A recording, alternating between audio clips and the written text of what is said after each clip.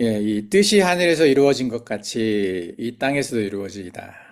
참 내가 좋아하는 구절이에요. 그래서 이것을 이제 나중에 요약 정리할 때도 이 의미가 담겨 있는 뭐 천부경의 내용이나 뭐 세피로드나 다른 구절들 이렇게 인용을 하는 장면이 좀 있는데 어쨌든 하늘에서 이루어진 것 같이 땅에서도 이루어졌다는 이 말씀을 통해서 이게 성육신을 의미하는 거기 때문에 예수 그리스도가 하나님께서 예수 그리스도를 이 땅으로 보내셨다. 또는 하나님이 예수 그리스도로 이 땅에 오셨다. 여러 가지 표현으로 이렇게 사용이 되는 건데 그게 다 맞는 말이죠. 그래서 하나님이 세상을 이처럼 사랑하사 독생자를 주셨으니 이는 그를 믿는 자마다 멸망치 않고 영생을 얻게 하심이라. 이게 성경의 핵심 주제가 다 들어있는 거잖아요. 이것을 설명하기 위해서 그 긴 인간의 역사가 다 기록된 거거든요. 그래서 이 하나를 이해할 수 있으면 이걸 깊이 이해하고 공감하고 믿을 수 있으면 사실은 다른 건 다 필요가 없죠. 자질구레한 인간의 역사 하나하나를 따지고 그 의미들을 따지고 그렇지 않아도 이것만 알면 되거든요. 그래서 이 예수 그리스도가 이 땅에 역사적으로 이 땅에 오셔서 십자가에 달려 죽으신 이 뜻이 하늘에서 이루어진 것 같이 땅에서 이루어진 그 사건만 제대로 전달이 되면 그리고 이것만 제대로 믿으면은 사실은 다른 건 크게 중요하지가 않죠. 근데 이 내용이 이제 성경의 여러 구절로 표현이 돼 있어요. 고린도후서에서도 보면 나와 있고 그 예수 그리스도께서 십자가에 죽으신 게 무슨 의미가 있는지에 대한 이제 이야기들이죠. 그래서 첫 번째가 이제 대속이잖아요. 어토너먼트. 그래서 예수님은 우리의 죄를 대신하여 십자가에 죽으신 거죠. 자신의 예수 그리스도의 죄 때문에 죽으신 게 아니거든요. 그죠? 대신해서 대신했다란 말 되게 중요하죠. 십자가에 달려 죽으셨으며 그의 죽음은 우리의 죄를 대속하는 희생제물이 되셨어요. 퍼펙트한 다른 게 더 필요가 없는 예수 그리스도의 죽음은 우리 죄를 대속하는 그런 퍼펙트한 제물이 되신 거죠. 구약에 반복되는 여러 희생 제사가 있었는데 이것을 완성시키셨기 때문에 예수 그리스도가 우리 죄를 대신해서 죽으심으로 인해서 더 이상의 제사는 필요가 없게 된 거죠. 이게 이제 대속의 의미죠. 그래서 믿음으로 예수 그리스도께서 이렇게 하신 것을 믿는다는 얘기는 우리도 함께 예수 그리스도와 함께 십자가에 달려 죽었다는 의미잖아요. 믿는다는 것은 관찰자, 그러니까 구경꾼으로서의 의미가 아니거든요. 그냥 예수 그리스도가 역사 속으로 와우셔가지고 그렇게 한번 하셨구나라고 그냥 영화를 바라보는 어떤 관찰자 입장이 아니라 내가 예수님과 함께 같이 죽었다라는 그 의미거든요. 믿음이라는 것이. 그래서 이 믿음이라는 단어가 되게 이제 사람들 사이에서는 어떤 사람들한테는 되게 가볍게 여겨지는데 이걸 내가 믿는다라고 표현했다는 얘기는 나도 거기에 함께 했다라는 의미이기 때문에 굉장히 그 무겁게 이 단어를 사용을 해야 되는 거죠. 그래서 예수 그리스도를 내가 믿는다라고 말하는 사람, 많은 사람들이 실제는 그냥 구경꾼의 입장이거든요. 구경꾼인데 내가 영화를 보고 있는데 마치 영화 안에서 내가 주인공이 돼서 활동하는 것처럼 그냥 착각하고 있는 거죠. 스크린으로만 바라보는 그런 교인들이 굉장히 많은 걸 우리가 알고 있잖아요. 혹시 우리 자신이 아직도 그럴 수도 있어요. 근데 이 믿음이라고 하는 것은 실제로 내가 시공간을 넘어서 예수 그리스도가 역사적으로 등장했던 그 시기에 그곳으로 내가 가서 나도 십자가에 달려 죽었다는 걸 의미를 한단 말이죠. 그걸 모든 사람들을 다 그렇게 십자가에 달려 죽게 할 수는 없으니 이제 예수님께서 대표적으로 이렇게 이제 하신 건데 믿음이라는 것은 그걸 믿는다는 거거든요. 그래야 믿음으로 의롭게 된다는 거죠. 그래서 이게 예수 그리스도의 십자가의 의미잖아요. 예.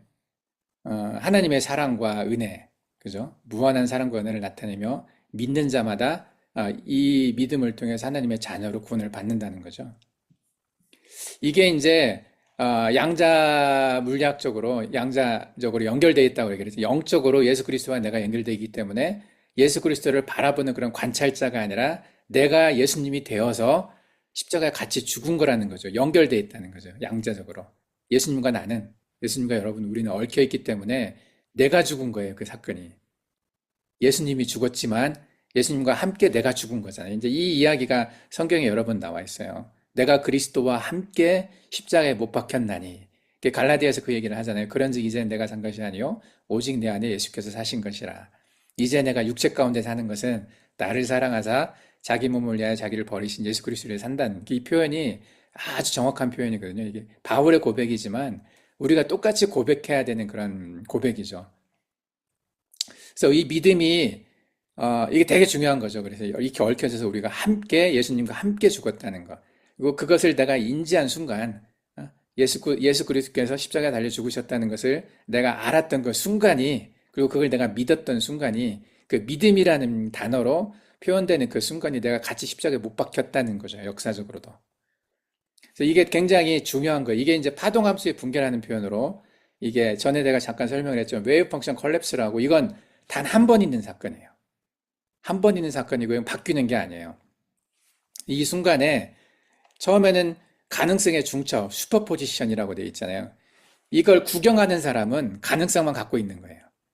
그러니까 영화 속의 한 장면처럼 생각을 하고 어느 스토리 속의 한 이야기처럼만 생각을 하고 나와 크게 연결시키지 못하는 상태. 그것은 파동함수 붕괴가 된 상태가 아니에요.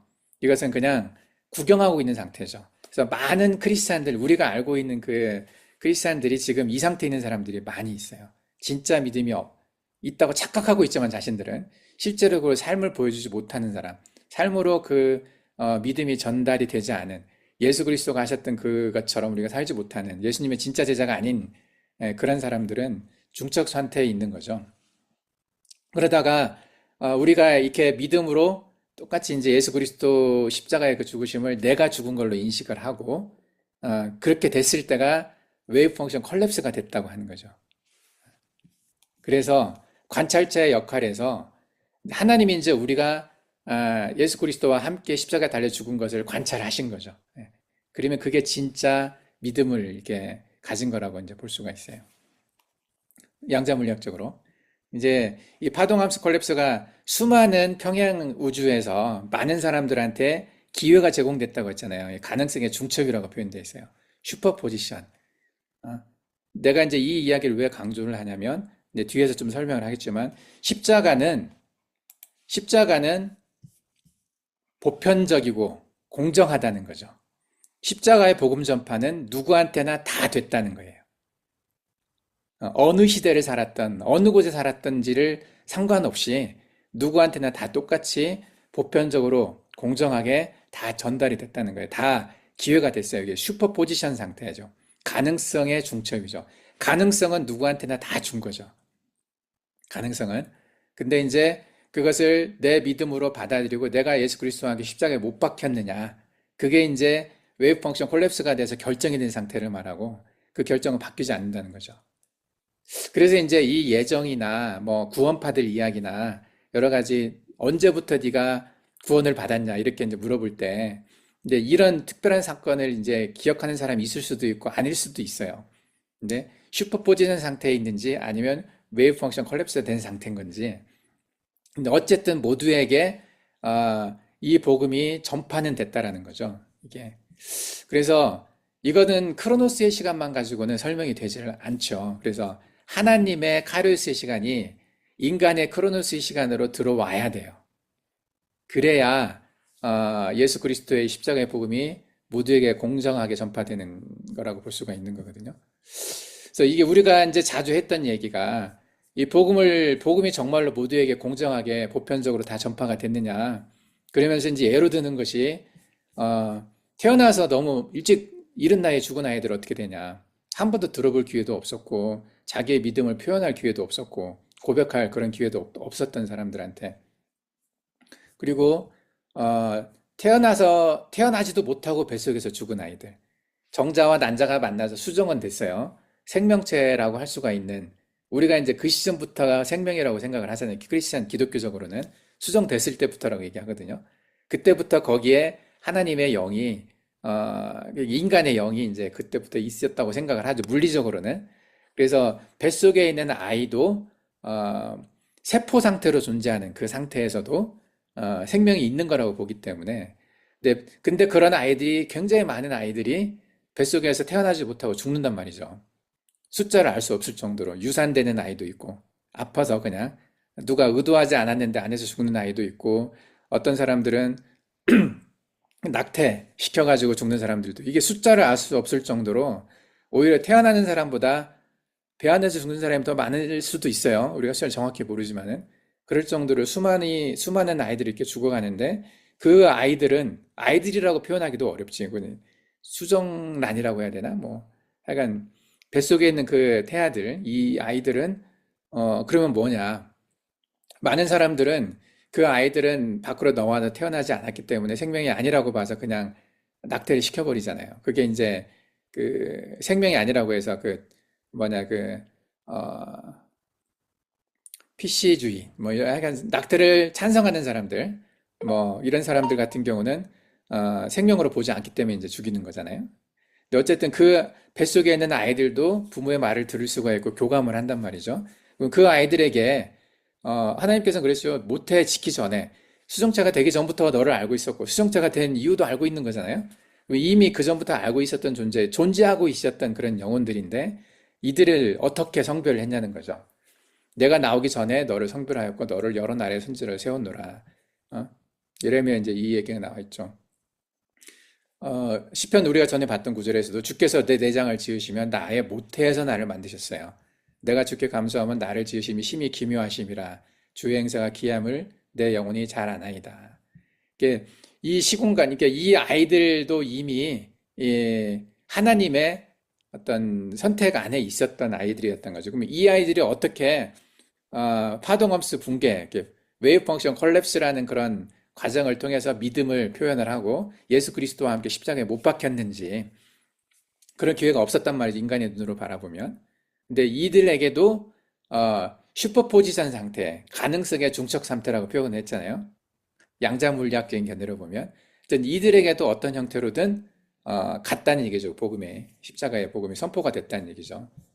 그래서 이게 그리고 또 이제 뭐 더 구체적으로 얘기하면 십자가의 복음을 들을 기회가 없었던 시공간에 살았던 사람들, 우리가 이제 자주 얘기하는 뭐 이순신 장군이라든지 또 징기스칸이라든지, 징기스칸은 기회가 있었을까? 있었을 수 있었네. 그래서 네스루안들이 들어왔죠 이미 그때는.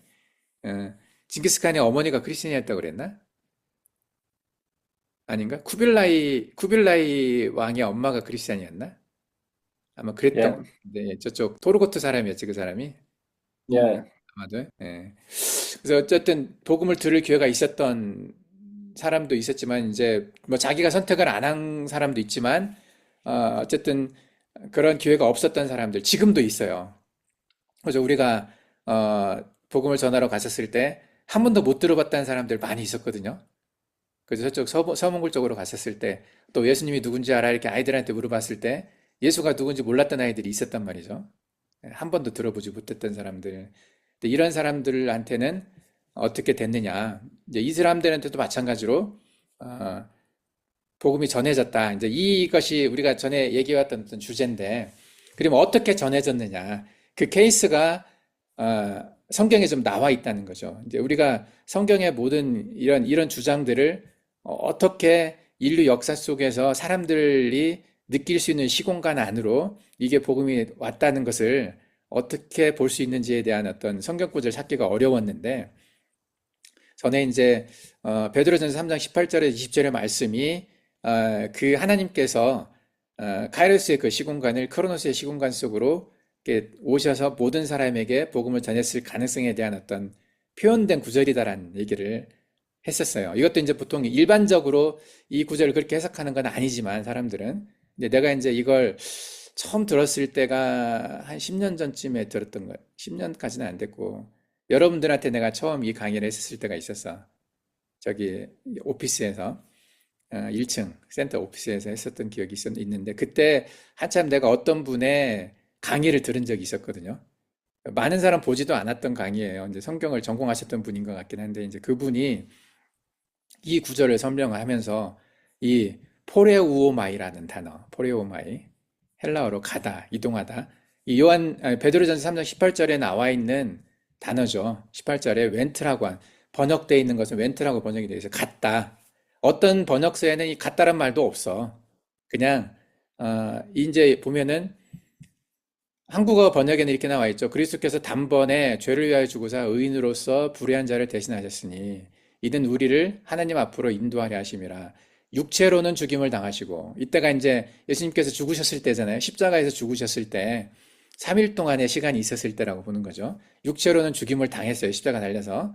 그리고 영으로는 살리심을 받으셨으니 그가 또한 영으로 가서, 여기는 가서라고 번역이 되어 있는데 어떤 성경에서는 그냥 영으로 옥에 있는 영들에게 선포하셨다 이렇게 말도 나와 있어요. 갔다라는 단어가 빠져 있는 그런 번역서도 있거든요.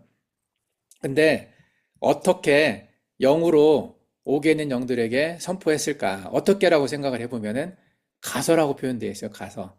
다른 건 안 나와 있어요. 그냥 갔다라는, 그래서 이 단어에 주목을 한 거죠.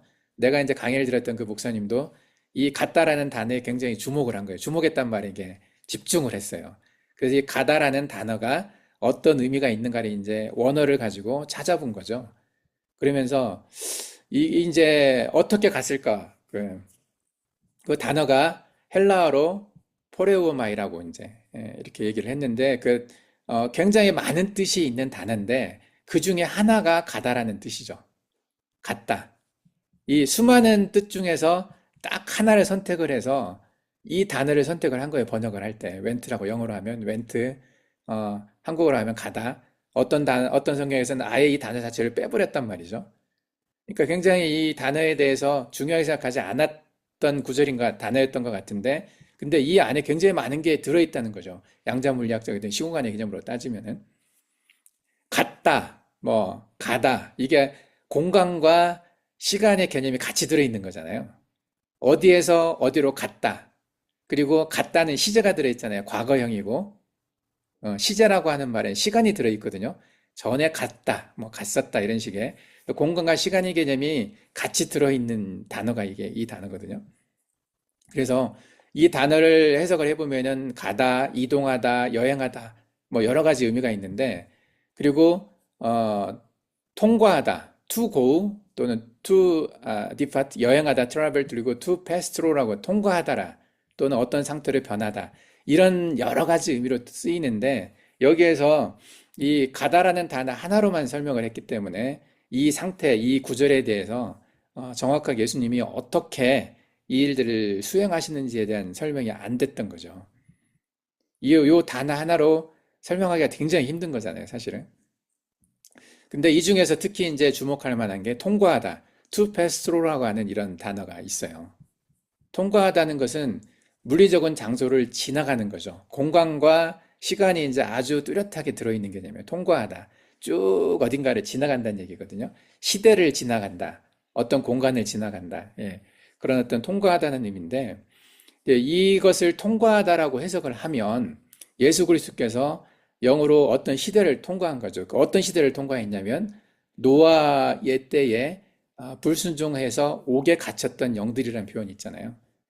그래서 통과하다는 것은 그들을 향하여 이제 복음을 전파했다라는 의미죠. 그들의 삶 속에서. 그래서 이 통과하다는 것은 시공간을 초월해서 갔다는 그리고 구원의 보편성, 구원을 누구에게나 다. 이건 이제 단 한 곳 이때만 예수님께서 여기만 갔다라는 의미가 아니라 이 복음은 모든 시공간을 통해서 모든 시대와 모든 공간에 퍼졌다라는 의미거든요. 그 중에 하나를 선택을 해서 이 시대의 영들에게 얘기를 했을 뿐이지 이들에게만 갔다는 게 아니라 뱃속에서 죽었던 영들 또는 태어나지도 못했던 뭐 태어나고 나서 얼마 살지 못해서 복음을 들을 기회가 없었던 영들 이 영들도 다 포함하고 있다는 얘기죠. 그들 옥에 갇혀 있던 영들. 그러니까 여기는 하나만 나와 있죠. 그냥 노아의 날 방주를 준비할 동안 하나님이 오래 참고 기다리실 때 순종하지 아니하던 자들이라고만 나와 있지만 이들만 특별하게 선택을 해서 이들에게만 복음을 선포하는 그런 게 아니라는 거죠. 이것은 하나의 지시일 뿐이고 이건 복음에 대해서 반응하지 않았거나 복음을 들어보지 못했다거나 이때 이제 순종하지 않았다거나 뭐 이게 순종하지 않았을 때도 어떻게 보면 충분한 그 의미를 몰랐었을 수도 있고 그러니까 충분한 그 의미를 알 수 있게 그들의 인간의 크로노스의 시간 안에서 그들에게 충분한 어떤 기회를 줬었다는 거죠. 모든 것을 충분히 알 수 있는 시간, 충분히 알 수 있을 만큼의 뭔가 설명이 됐다라고 생각을 해요. 이게 선포하셨다는 표현이 나 이렇게 했어 하고 끝난 게 아니고 내가 십자가에서 너희들의 죄를 위해서 죽었어 이렇게 그냥 심플하게 끝난 게 아니라 선포하셨다는 표현 안에는 굉장히 그 모든 것이 충분하게 충분하게 그들이 이해할 수 있는 어떤 기회를 줬다는 의미라고 생각을 할 수가 있어요. 그래서 예전에 나는 이거 이제 그냥 표면적으로만 생각하면 이 구절이 되게 그냥 예수님께서 십자가에 죽으신 3일 동안 지옥으로 가셔서 음부에 가셔가지고 거기에 이제 지옥에 있는 영들에게 전했다라고만 생각을 했기 때문에 이게 굉장히 이해가 안 되는 구절이었거든요. 왜 밑도 끝도 없이 앞뒤 설명도 없이 느닷없이 어? 갑자기 이들에게 가가지고 선포하셨을까? 그게 잘 이해가 안 됐던 부분이거든요. 근데 이걸 설명을 하나하나 분석해서 하다 보면은 이게 모든 시간, 모든 공간 영역대로 퍼진 거구나. 그러니까 이 시간 노아의 날 이때뿐만이 아니라 그전 그 이후에 또 앞으로라도 모든 시공간을 넘어서 과거와 현재와 미래의 모든 영역에 이게 퍼뜨렸다, 이게 선포하셨다라는 의미라고 생각이 돼요. 이게. 그래서 이게 하나님의 크로노스의 시공간이 아니 카이로스의 시공간이 크로노스의 시공간 속으로 들어왔다라는 표현이 아닐까 생각을 하는 거죠. 예. 그래서 이것을 시대를 관통했다. 아까 얘기했죠. to pass through라고 하는 말은 이례적인 그냥 갔다가 왔다 이런 개념이 아니라 그 시대를 관통해서 시대 전체를 지나갔다는 얘기죠. 충분하게. 예. 이렇게 갔다 오면은 뭐 못 볼 수도 있지만은 내가 여러분들하고 사는 것처럼 내가 여러분들한테 같이 함께 수십 년을 했잖아요. 십수년을 같이 있잖아요. 그러면서 이렇게 충분한 시간을 가진 것처럼 예수님의 제자들이 예수님과 함께 숙식을 같이 하면서 3년의 시간을 함께 했던 것처럼 그런 충분한 시간을 가질 수 있는 또 모두에게 그런 충분한 기회가 될 수 있는 그런 것들을 그런 기회를 주셨다는 의미라고 생각이 돼요. 시대를 관통했다는 의미가. 그래서 이게 짧게는 뭐 몇 분, 몇 초일 수도 있겠지만은 수십 년, 수백 년, 수천 년일 수도 있다는 거죠. 충분한 시간이라는 생각이 돼요. 그래서 이제 이것을 조금 더 이해하기 위해서 이제 구절에 했던 가져온 구절이 이사야서 61장 1절에 나와 있는 옥에 갇힌 영들이라는 게 무슨 뜻일까? 옥에 갇힌 영. 이것은 특별하게 그 시대 어떤 특정한 장소, 감옥이라고 하는 뭐 수올이라고 표현되어 있죠. 여기서는. 근데 그 지옥에 있었던 그 사람들만을 얘기한 게 아니라 옥에 갇힌 영들은 포로된 자, 그러니까 영적으로 묶여 있는 자, 영적으로 죄가 해결되지 않은 자들이죠. 죄에 묶여 있어서 죄에 갇혀 있는 자들인 거죠. 그런 사람들 모두에게 같다라는 표현이라고 생각이 돼요. 이게 여기 61장 1절에 보면 주 여호와의 영이 내게 내리셨으니 이는 여호와께 기름 부으사 가난한 자에게 아름다운 소식을 전하게 하려 하심이라. 나를 보내사 마음이 상한 자를 고치며 포로된 자에게 자유를, 갇힌 자에게 노임을 선포했다는 거죠. 포로된 자, 갇힌 자는 육체적으로 갇혔거나 포로됐다는 의미가 아니라 영적인 거죠. 무언가를 두려워하고 무언가에 대해 해결이 되지 않아서 뭔가에 이렇게 매여 있는 사람들이 있어요. 그게 이제 죄에 매여 있는 거잖아요. 이런 사람들에게 같다라는 의미지, 특정한 어떤 시간, 특정한 공간에 물리적인 공간에 갇혀 있는 자들에게 같다라고 해석하면 안 된다는 거죠, 이게. 그래서 이제 여기에 있는 옥에 있는 영들, 헬라어로 감옥에 갇힌 영들 할 때 이 옥이라는 의미도 물리적인 옥도, 물리적인 감옥도 이야기하지만 영적인 그런 갇힌 상태, 죄에 갇혀 있는 상태를 말한다는 거죠. 죄가 해결되지 않은 아담 이후로 모든 인류가 그랬잖아요. 아담의 DNA를 받고 태어난 모든 사람은 원죄가 있었고 이 사람들은 죄가 해결된 게 아니거든요. 생명이 생겼다는 자체 자체가. 그들에게 가서 선포하셨다는 그 의미죠. 그래서 예수님의 사역과 죽음은 예수 그리스도께서는 단번에 죄를 위하여 죽으심으로 우리를 하나님 앞으로 인도를 하셨죠. 한 번의 그 사건으로. 근데 육체로는 죽임을 당했으나 영어로는 살리심을 받으셨다는 그런 의미를 하죠. 영적 통과와 복음 전파 그리고 하나님의 카이로스 시간들 설명했던 대로 이런 것들이 다 인간의 크로노스 시간으로 와서 모두에게 다 슈퍼 포지션 상태, 그 중첩 상태, 기회의 가능성을 모두에게 주었고 그로 인해서 우리가 선택할 수 있는 웨이브 펑션 컬랩스라고 그랬죠. 선택할 수 있는 시간을 다 주셨다는 거죠. 예. 이게 굉장히 중요한 것 같아요. 이것 때문에 이 공정성, 십자가의 그 보편성과 공정성을 사람들이 많이 의심을 하다 보니까 이것을 진리라고 생각을 안 하는 거죠. 이것을 진리다. 나로 말미암지 예수님께서 그러셨잖아요. 나는 길이요 진리요 생명이니 나로 말미암자고는 아버지 앞께로 올 자가 없다. 근데 이 예수 그리스도의 역사적인 그 사건을 믿어야만 갈 수 있다고 했는데 그 믿음은 누군가가 전해줘야 되고 듣고 생각해서 판단하고 그거에 대한 어떤 결정을 해야 되는 과정이 필요하잖아요. 근데 이런 과정 자체가 없는 없다고 한다면은 보편적인 것도 아니고 공정한 것도 아니에요. 보편적이기도 않고 공정하지도 않는데 어떻게 그게 진리가 될 수 있겠어요? 그잖아요. 누구나 다 가능해야 되거든요. 누구나 다 접근할 수 있어야 되고 누구한테나 다 기회가 있어야 그게 진리인 거거든요. 그래서 이 사탄은 그걸 얘기를 하잖아요. 너 스스로 네가 하나님인 걸 깨닫고 그러면 네가 하나님이 돼서 네가 신이 될 수 있다라고 얘기하는 거. 이건 누구나 보편적으로 그거에 대해서 기회가 있는 거잖아요. 스스로 생각하면 되니까. 깨달으면 되니까. 그건 다 보편적으로 누구한테 나 접근이 가능한 거잖아요. 근데 이제 그거 가지고 어, 안 되는 걸 이제 하나님께서 아시기 때문에 그거 가지고 해결이 안 되니까 하나님께서 이제 십자가로 이제 오셔가지고 그 뜻을 이 땅에서 이루셨단 말이죠. 근데 이것도 반드시 이루어야 될 조건 중에 하나가 공정성과 보편성이 있어야 돼요. 그게 하나님의 공의거든요. 하나님의 공의는 절대적인 주권을 가지고 선택하는 게 공의라고 나는 절대 생각하지 않아요. 마음대로. 우리가 그런 말들을 많이 하거든요. 이제 목사님한테 옛날에 질문했었을 때, 이제 인터넷에도 보면 그런 말들이 많이 나와요. 아까 했던 여러 조건에 있었던 사람들, 복음을 들을 수 없었던 조건에 어린 아이들 뱃속에서 또는 삶의 공간, 시간 때문에 전혀 기회가 없었던 그 사람들한테 그럼 그런 사람들 어떻게 되냐고 물어보면 결국 그 답으로 하는 말이 대부분 분들이 주권이라고 말을 해. 하나님의 주권이라고. 여러분들도 아마 그 말 들어봤을 거예요. 그러면서 슬쩍이나 하는 말이 그러면서 십자가 외에는 예수 그리스도 외에는 다른 구원 방법이 없기 때문에 이들은 지옥에 갔을 겁니다. 하지만 그건 하나님의 주권입니다. 그런 식으로 표현을 하거든요.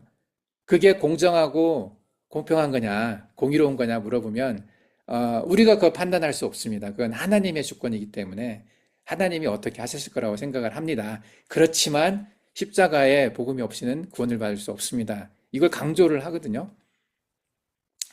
그러지 않았어요? 그러면서 되게 이 두 가지를 함께 지킨다는 게 되게 자신이 없는 거야. 보편성과 공정성은 분명히 중요한데 십자가 외에 다른 구원의 방법을 우리는 말할 수가 없잖아요. 십자가의 복음 전파가 보편적이고 공정했었어야 이게 십자가가 진리로서의 가치가 있는 거거든요. 이것이 충족이 돼야 돼요. 그래서 이것을 설명하기 상당히 힘들었기 때문에 기존에 이제 교회가 괴로웠던 부분이에요. 그래서 이것을 설명하기 위해서 만인 구원론 얘기가 나오고 하나님은 사랑이신데 어떻게 지옥을 만들고 그리고 모두 다 구원하시려고 하셨기 때문에 십자가의 복음을 들었고 이 믿음과 상관이 없이도 하나님은 다 구원을 하실 거다. 이런 말들이 사람들한테 많은 부분에 설득력이 있는 거죠. 근데 그렇다면 예수 그리스도가 십자가에 달려 죽으실 이유가 뭐가 있었겠어요? 그렇게 다 구원하실 수 있다면 십자가에 달려 죽으실 이유가 없죠. 그러니까 이 두 개가 양립하기가 함께 가기가 상당히 어려웠던 거죠. 이 두 가지가 합쳐져야 돼요. 예수 그리스도의 십자가는 절대 진리야. 이거 외에 다른 구원 방법이 없어요. 그리고 이것을 통하지 않고는 구원받을 수가 없는데 하나님은 모두를 구원하기를 원하신단 말이지. 그 모두를 구원하시기 위해서 다 보편적으로 기회를 주셨어야 된다는 거죠. 최종적인 선택은 본인이 하는 거지만 그 하나님의 주권이라는 표현 안에는 하나님께서 모두에게 기회를 주셨을 거다라는 그 의미가 들어 있어야 돼요. 하나님의 주권이란 말이 틀리진 않죠. 맞는 말이죠. 근데 구체적으로 그 주권을 어떻게 했냐. 이 카이로스의 시간을 크로노스로 오셔가지고 모두에게 전해졌어야만 맞는 거죠. 그래서 성경에 난 이렇게 표현했다고 생각을 하거든요. 이 구절에서 베드로전서 3장 18절에 20절에 나와 있는 이게 하나의 지시가 돼서 그래서 이게 굉장히 이 구절을 어떻게 보느냐에 따라서 세계관이 달라져요. 이게 복음을 대하는 어떤 태도가 달라지고 그럴 수밖에 없는 것 같아요. 그래서 이 부분에 대해서 우리가 깊이 있게 이해를 할 필요가 있어요. 그리고 이게 카이로스의 시공간이 하나님의 카이로스의 시공간 십자가의 사건이거든요. 이것은 전 우주로 모든 시공간, 뭐 모든 과거, 현재, 미래 상관없이 모두에게 다 퍼졌다라고 말은 하지만 어떻게 퍼졌는가? 그거에 대해서 우리가 좀 설명할 필요가 있을 것 같다는 생각이 들어서 이걸 한번 정리를 해봤어요. 그래서 이게 프레우오마이라고 발음도 쉽진 않은데 이 구절이 베드로전서 3장 18절에 20절의 핵심인 것 같아요. 이게. 그래서 이것이 시공을 넘어서 모든 곳에 퍼졌다라는 그런 개념이고 그리고 이제 우리가 부활을 통해서 승리했다라는 이제 그 예수 그리스도께서 승리해서 부활하셨기 때문에 승리한 거잖아요. 죽었기 때문에 부활할 수 있었고 부활하셨기 때문에 최종 승리를 하신 거죠. 죽음을 이기셨다고 돼 있는데 죽음이 어디서 왔어요? 사탄 때문에 왔잖아. 그죠? 선악과를 따먹게 되고 그전엔 우리가 죽지 않을 수 있었는데 선악과를 먹으면서 하나님께 이제 하나님을 등지게 된 거잖아요. 그러면서 죽게 된 거잖아요. 사탄은 죽지 않을 거라고 말을 했지만은 그 죽음이 선악과의 사탄의 미혹에서 온 거잖아요. 그래서 죽음을 이긴다는 것은 사탄을 이긴다는 것은 그 죽음을 이겨내는 건데 죽는 것은 어쩔 수 없이 죽는 거예요. 이건 이미 정해진 거잖아요.